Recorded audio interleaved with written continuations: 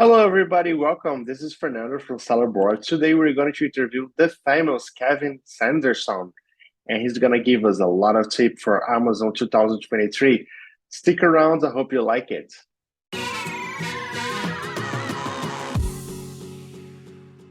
Hello, everybody. Welcome. This is Fernando from sellerboard. Today, I have here the Kevin Sanderson. Did I get your name right? Sorry. You did. I And did. I did. usually my name is without the, so it's usually just Kevin Sanderson. So I appreciate the. I feel like the Ohio State University.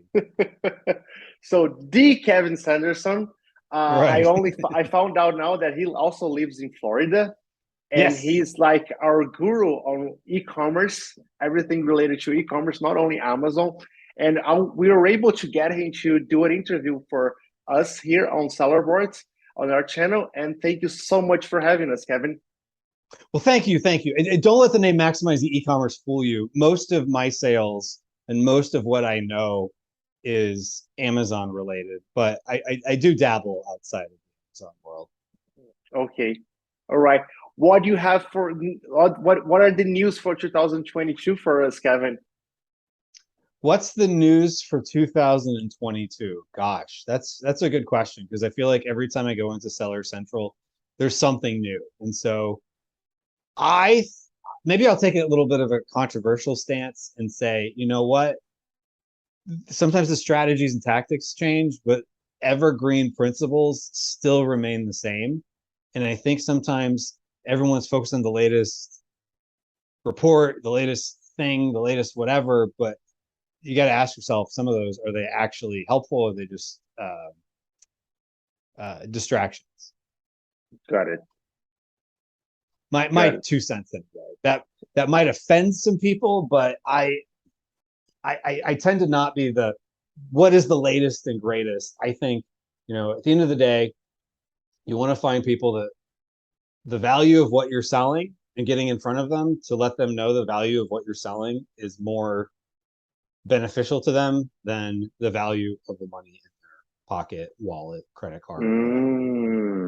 That's good. That's super evergreen. Yes. Since the dawn of recorded time, people supposedly, I don't know if it actually happened, but exchanging shells or whatever for lambs or whatever people used to do back in the day, pre-internet. But those type of things, are you providing more value than what it is that you're charging for? Perceive the value of what they have. And so you can exchange value if it's a surplus in their favor, or at least they perceive it to be a surplus in their favor. That's a very good point. I was expecting you to talk about all the new stuff that's going on, and you're like, yeah, let's go back to the basics. Are you really providing value? That's awesome. Yeah, we forget about that. We tend to forget about this. Well, sometimes, especially in this world of the Amazon e-commerce space, things are constantly changing, and there feels like there's this pressure to just stay on top of everything. What's the latest this and the latest that? And sometimes if you have like myself, I have a YouTube channel and a podcast, and I know sometimes even for myself, it's like, oh, I need to talk about this or I need to talk about that. And it's like, but is that really contributing to things? I mean, Amazon always has had more data than we've had as sellers, and we'll never have all of this. There's tools like your tool that help people visualize some of that data and see it, and take data from different sources within Amazon. But we'll never have all of it. We'll never have the capability to. Even people at Amazon don't even know the capability of everything all their data has. And so we just kind of get the tip of the iceberg. So when they just give us a little bit more of the iceberg, sometimes I just wonder, like, even if they're well-intentioned, is their well-intentioned giving us more data to be nice, or, could we potentially spend more? So where's the mesh between what is valuable to the seller and what's valuable to Amazon? The exchange of value of information. I know I just went on a little bit of a tangent, so hopefully that was beneficial. How busy are you this year, Kevin? I see you have like conference every week. I'm constantly busy. doing stuff. Probably a workaholic. Are you traveling? I don't know that Traveling that's a lot? necessarily a good thing. I probably subscribe too much to hustle culture. Are you traveling too much? I try not to travel too much, so I favor events and things that are happening near me-ish. So being in Southeast Florida, I was able to go to Surge Summits last week as we were recording this, which is put on by Riverbend Consulting. They put it together a great event. So if they do it again, I would highly recommend folks check it out. I have no affiliation with them other than they asked me to moderate a panel. Nice. I was at Amazon Powwow or AMZ Powwow. I think they had to be careful of using the Palm Beach, right? Trademark name. AMZ Powwow, which is in West Palm Beach, which is like 30 minutes from me. I also went to that same event when it was in Miami last year. Last December, I was there. Yeah. Oh, okay, good. Yeah, that was a good event. And then I was, go to local meetups or whatever that are in Florida from time to time. And then also, I did travel to Prosper, but I try not to travel too much just because I feel like there's constantly a new thing you could go to all the time. So I try to be careful about what I do because I still have kids and, a family, How many kids do you have? 2, 12 and, boys, girls? one of each. One of each. Yes. What are their ages? 12 and 7. 12 and 7. Right. So the girl's 12, the boy's 7. 2nd and 7th grade.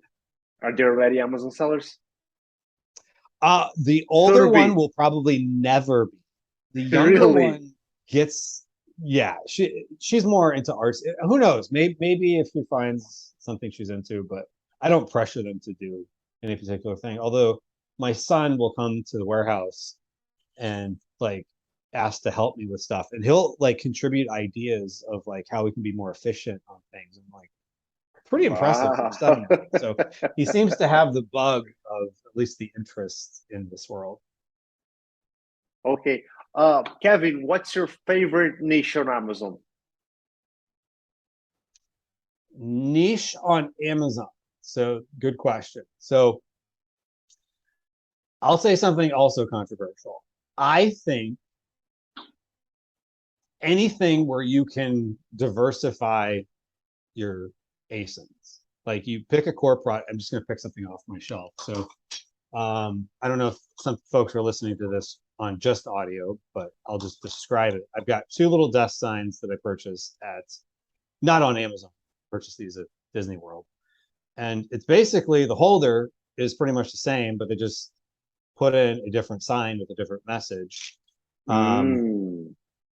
Those type of products, and that's kind of my general philosophy with the products that I sell, is where can you go after niche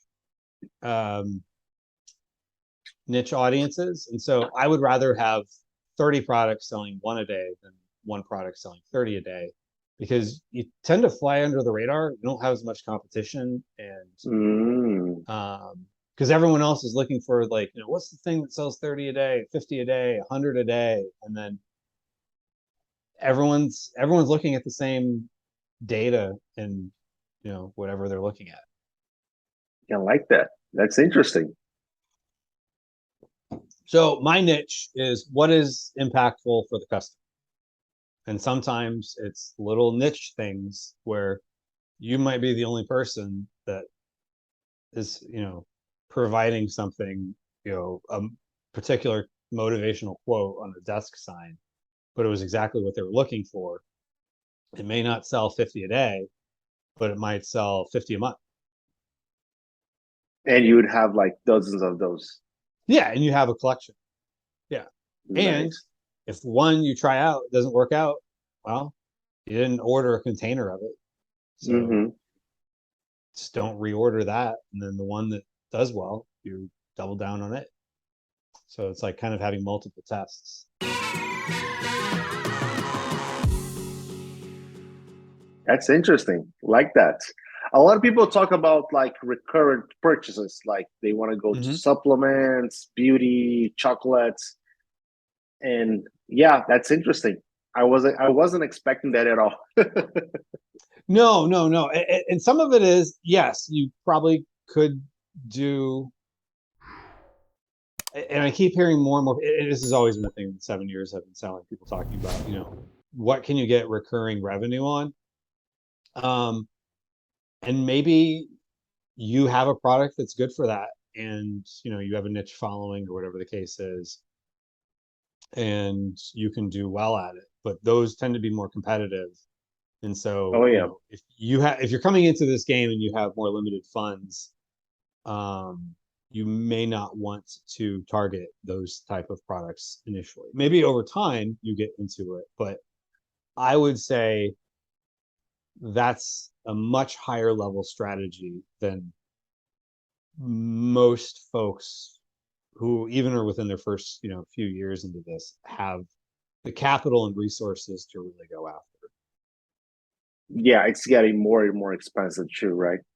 Because everyone's trying to do this. Yeah.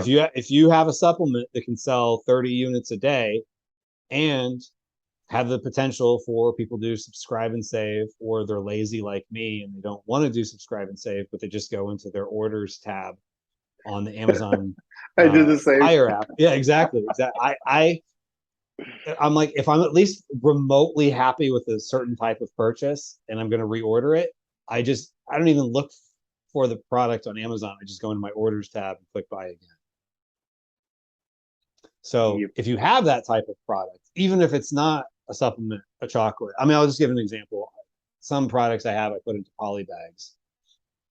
I have probably, whoever that has that listing has made, thousands of dollars from me over the years from just buying poly bags, just because I'm probably too lazy to look and see if there's a better priced poly bag or whatever. But sometimes, when you're the customer, you just stick with what you know. So there can be benefit of that, but um, if you're going after the ones that everyone thinks about, you're probably more likely to be in a lot of competition. Whereas polybags is probably not one of those that people think about as much, but it is something that the person who would buy polybags is probably buying them ongoing. Like there's probably retail arbitrage sellers I think buy lots of retail or all polybags. Amazon seller supplies, like the paper with the stickers, Oh yeah. the cartridge, the box, the Mm-hmm. cartoons, everything's like you just go to your orders and replace everything, reorder Exactly. everything.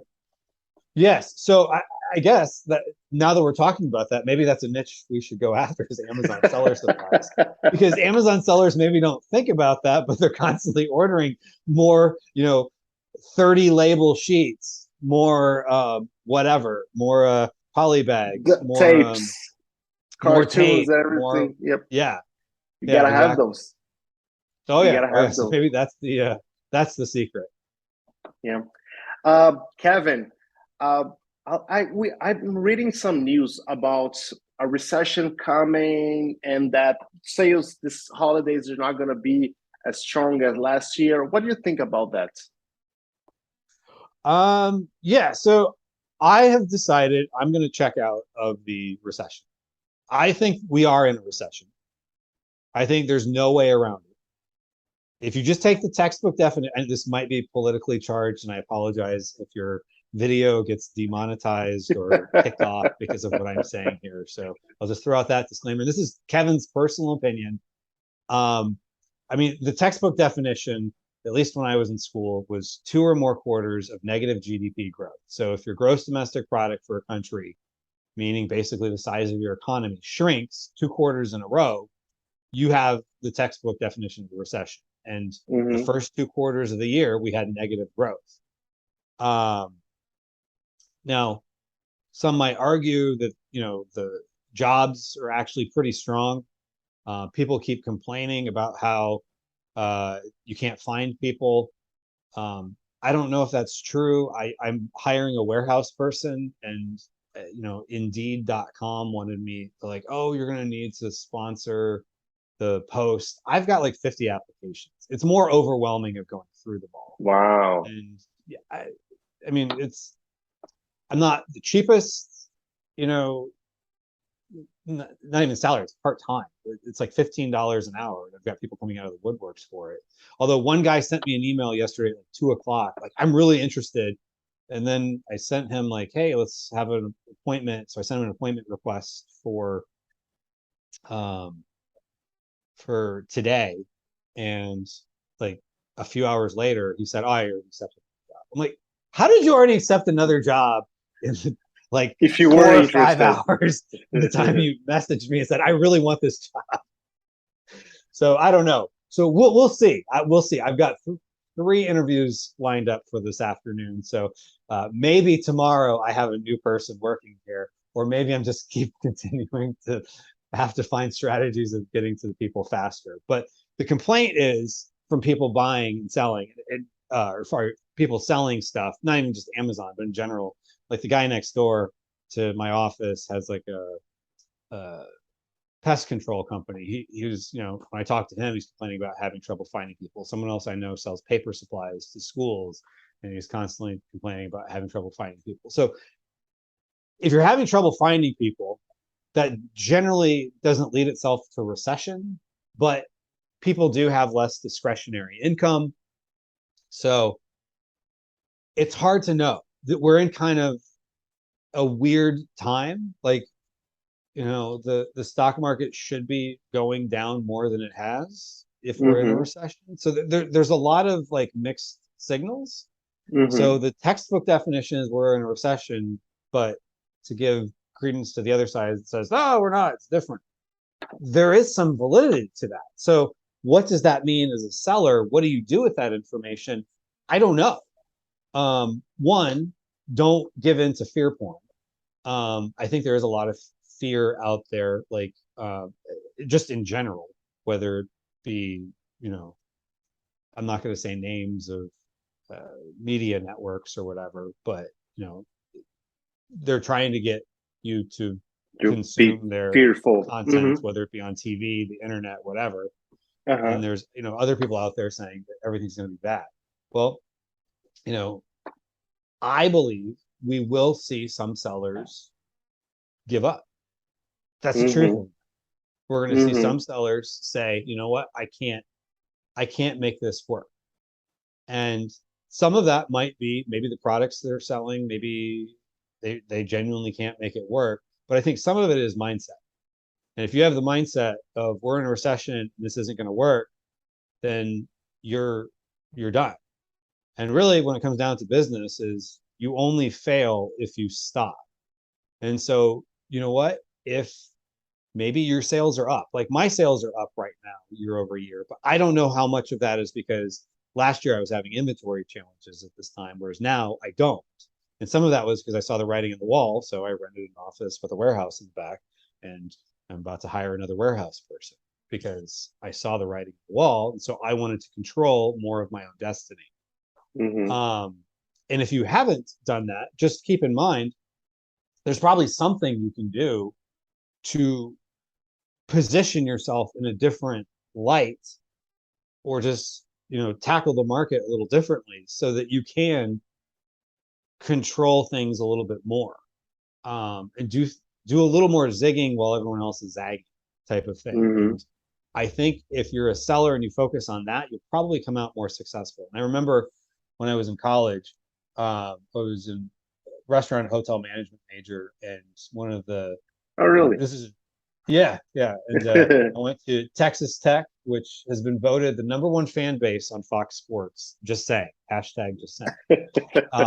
So, but at Texas Tech, we were taught that, and of course this is folklorish, Conrad Hilton, founder of Hilton Hotels, started, I think, if I remember correctly, it was before the Depression started, the Great Depression in the 1930s. And a lot of hotel chains went out of business, and he was succeeding because he focused on, okay, maybe hotels had to be operated in the 1920s a certain way when things were booming.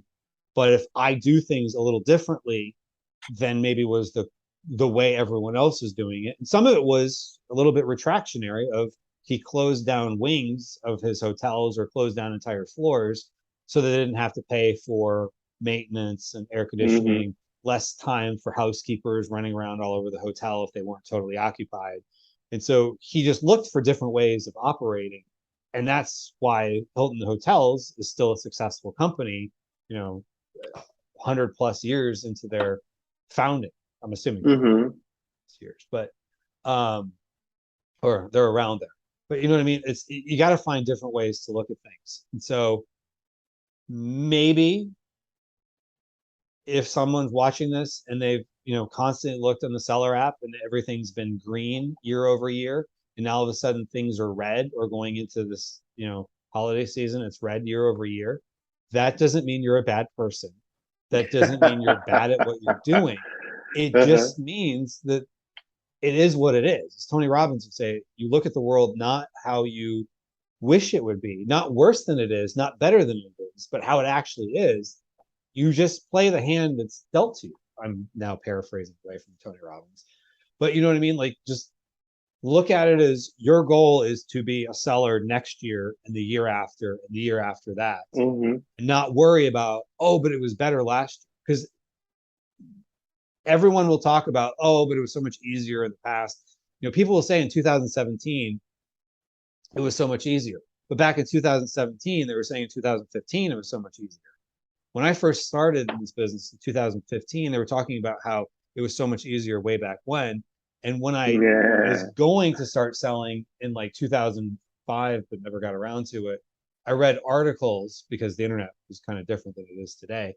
And people were talking about how it's too late to get into anything internet. And so, what is your mindset? What are you feeding into your mind?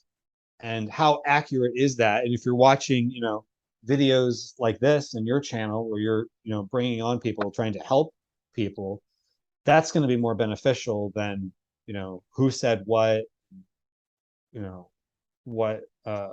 what's bad out there. Because if you go looking for what's bad, you'll find it. If you look for what might work, you'll find it. Oh yeah, seek just it, a you mirror. find it. Yeah.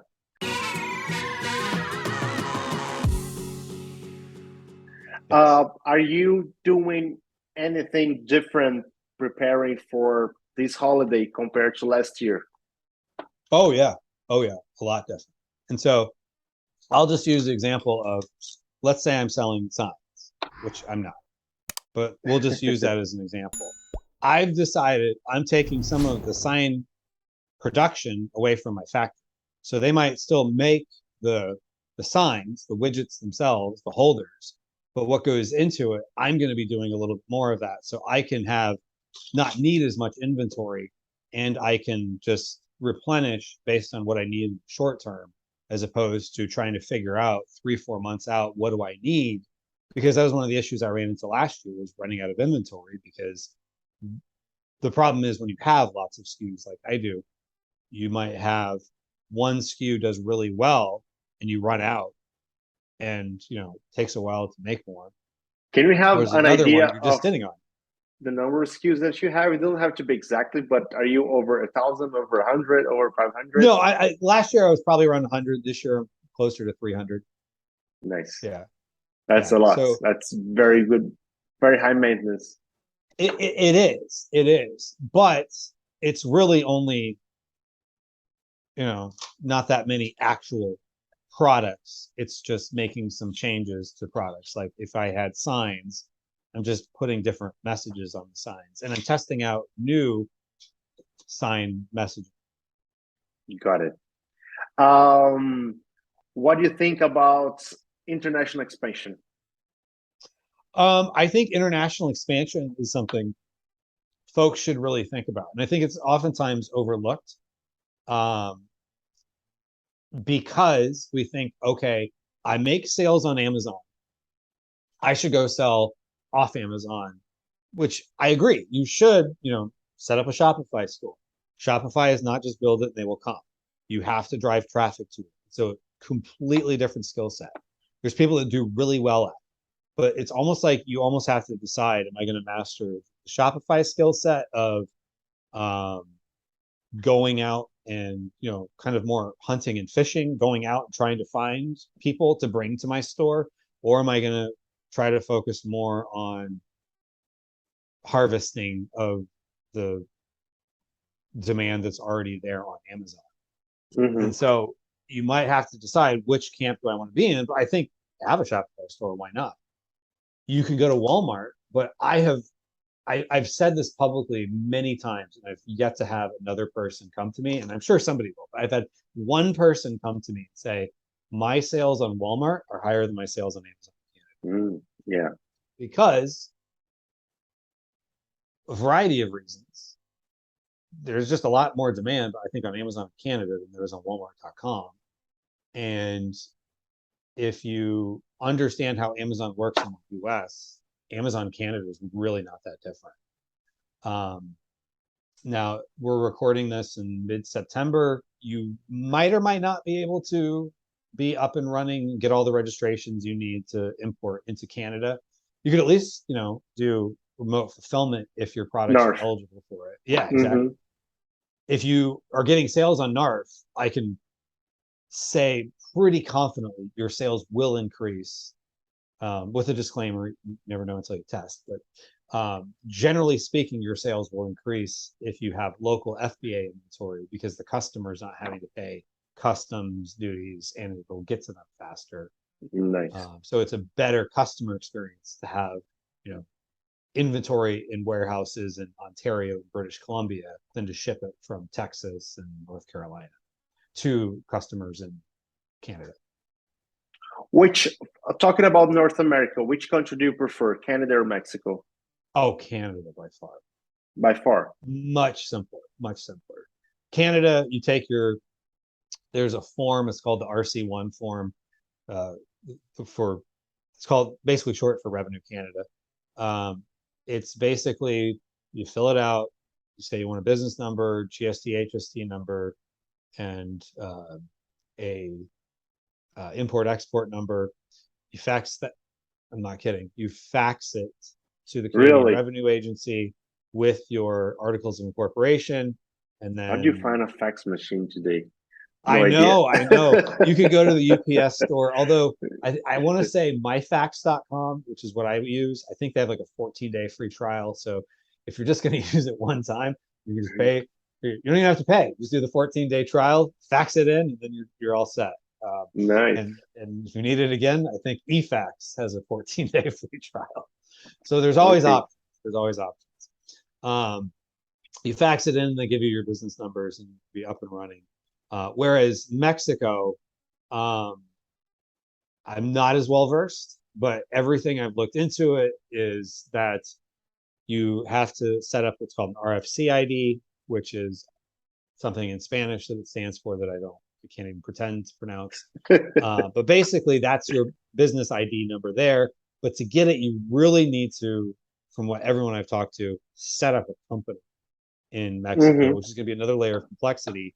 And more likely, your sales will be higher in another marketplace called Mercado Libre. So now you have to also learn Mercado Libre. You have to translate your listings.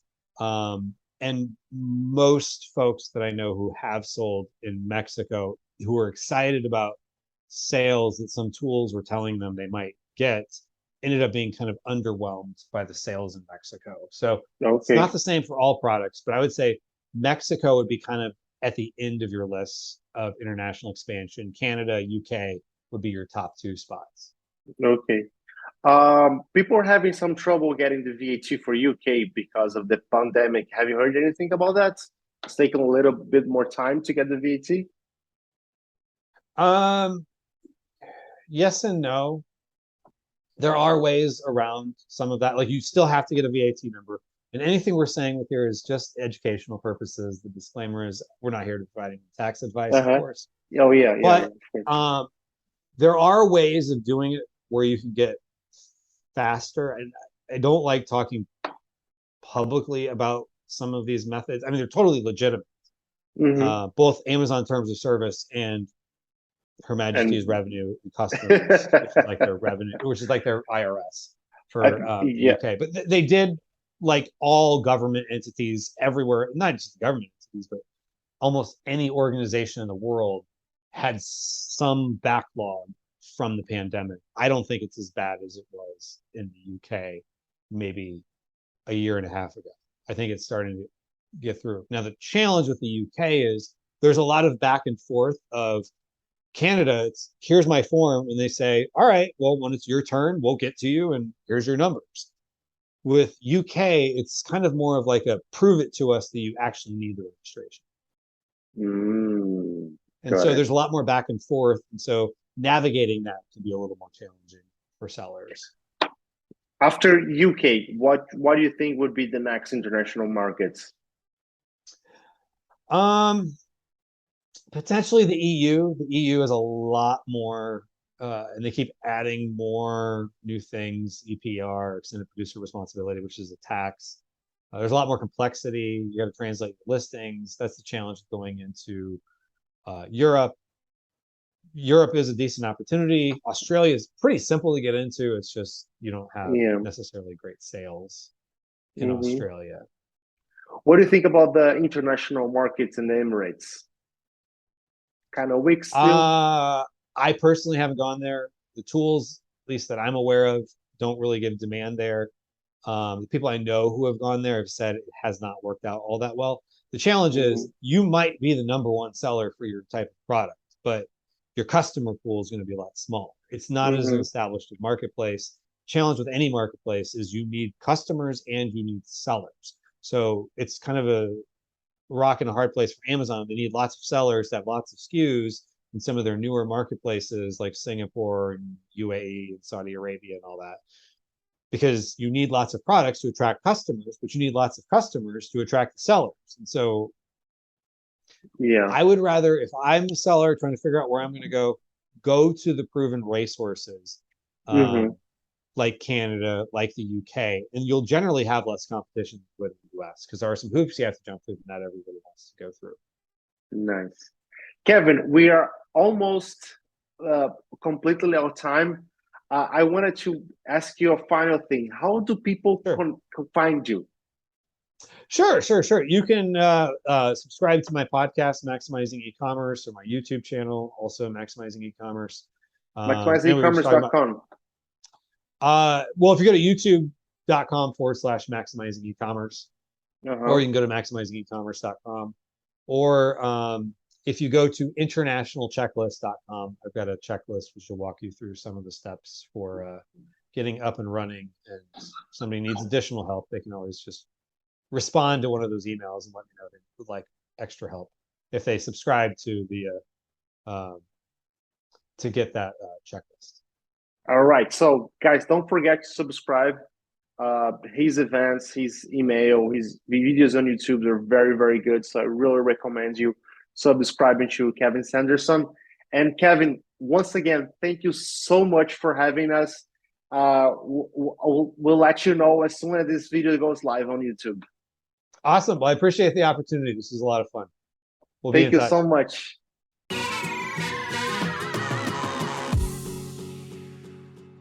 Thank you so much for watching the interview through the end. My name is Fernando from Sellerboard. Thank you so much for your time. I hope you enjoyed watching the interview. Don't forget to visit sellerboard.com. If you are selling on Amazon and if you need to have full control of your Amazon sales, you need to see your profitability, your P&L, your inventory, messaging your customers, don't forget to join sellerboard.com. Hope you like this interview, and I'll see you guys in the next one. Bye-bye.